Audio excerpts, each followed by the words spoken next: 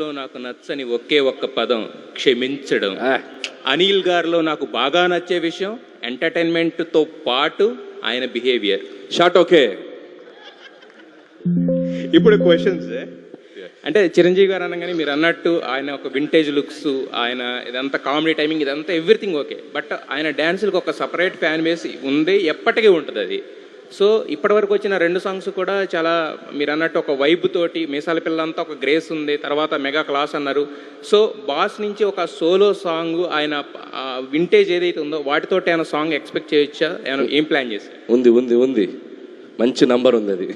మంచి number. So అది కూడా 4th సాంగ్ వస్తుంది. సో 3rd సాంగ్ ఇందా చెప్పినట్టు చిరంజీవి గారి వెంకటేష్ గారి సాంగ్ మోస్ట్లీ డిసెంబర్ లాస్ట్ వీక్లో రిలీజ్ చేస్తాం. బట్ ఆయన సోలో సాంగ్ ఒకటి ఉంది, ఇంట్రో సాంగ్. మీరు అడిగిన ఏదైతే ఉన్నాయో అన్ని సాంగ్లో ఉంటుంది అది.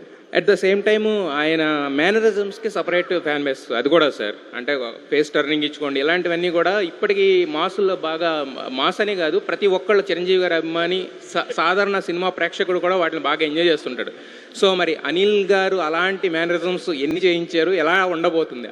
అంటే ఈ సినిమాలో పర్టికులర్గా నేను అది సంక్రాంతికి వస్తున్నాను కూడా, నేను F2లో కనుక వెంకీ ఆసన్ అన్నట్టు, తర్వాత సర్లేర్లో ఎవర్ బిఫోర్ అన్నట్టు ఇలాంటి 1 లైనర్స్ కొద్దిగా తగ్గిస్తూ వచ్చా.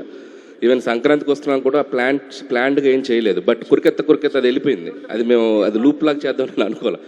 సో ఈ సినిమా కూడా ప్రత్యేకంగా ఏదో పెట్టాలని చేయలేదు కానీ, but every scene from start to end వరకు చిరంజీవి గారి టైమింగ్ కానీ, ఆయన బిహేవియర్ కానీ, సో ఆయన 1 లైనర్స్ మాట్లాడే విధానం చాలా న్యాచురల్గా, లైవ్లీగా, మన పక్కింటోళ్ళతో ఎదురింటోళ్ళతో మాట్లాడినట్టు చాలా బాగుంటుంది. సో దాంట్లో ఏది కనెక్ట్ అవుతుందో నేను చెప్పలేను. బట్ ఆయన ఇంకా షో స్టీల్ చేసేసారు అంతే.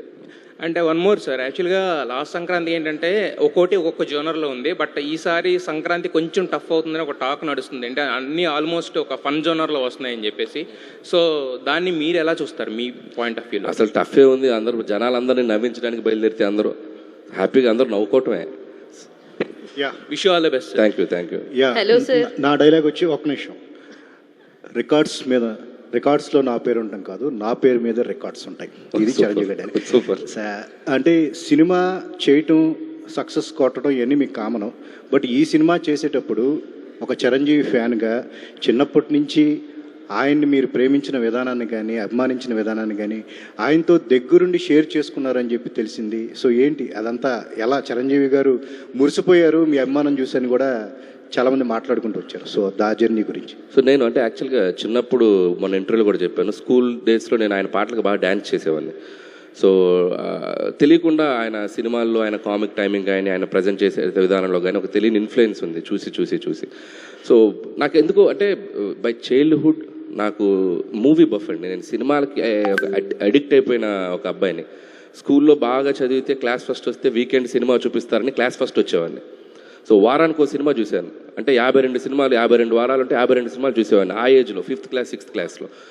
సో అలా చిరంజీవి గారి సినిమాలు, బాలకృష్ణ గారి సినిమాలు, నాగార్జున గారి సినిమాలు, వెంకటేష్ గారి సినిమాలు, రాజేంద్ర ప్రసాద్ గారి సినిమాలు, నరేష్ గారి సినిమాలు, అంటే థియేటర్లో టౌన్లో ఏ సినిమా ఉంటే ఆ సినిమాకి వెళ్ళిపోయేవాడిని.